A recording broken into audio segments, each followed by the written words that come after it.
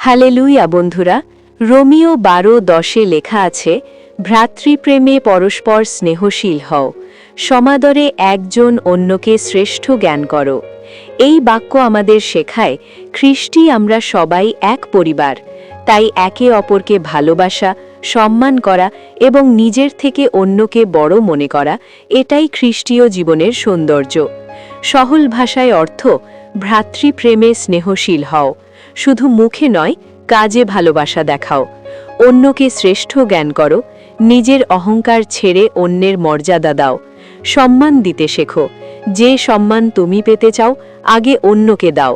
এভাবে চললে পরিবার, মণ্ডলী, সমাজ সব জায়গায় শান্তি ও ঐক্য আসে। ফিলিপিও 2:3 লেখা আছে, দেশ বা অহংকারে কিছু করো না, বরং বিনয়ে অন্যকে নিজের চেয়ে উত্তম মনে করো। করিন্থীয় 13:4-5 লেখা আছে, প্রেমে ধৈর্যশীল ও দয়ালু হও, প্রেমে অহংকার করে না। যোহন 13:34 লেখা আছে, আমি তোমাদের নতুন আজ্ঞা দিচ্ছি, তোমরা একে অপরকে প্রেম করো। এই উপদেশগুলি জীবনে প্রয়োগ করো, কারো ভালো কাজ দেখলে প্রশংসা করো, ভুল হলে ক্ষমা করতে শেখো, ছোট কাজেও ভালোবাসা দেখাও, নিজেকে নয় সম্পর্ককে বড় ভাবো। যেখানে বিনয়, ভালোবাসা ও সম্মান থাকে, সেখানে ঈশ্বরের অনুগ্রহ কাজ করে। আমিন।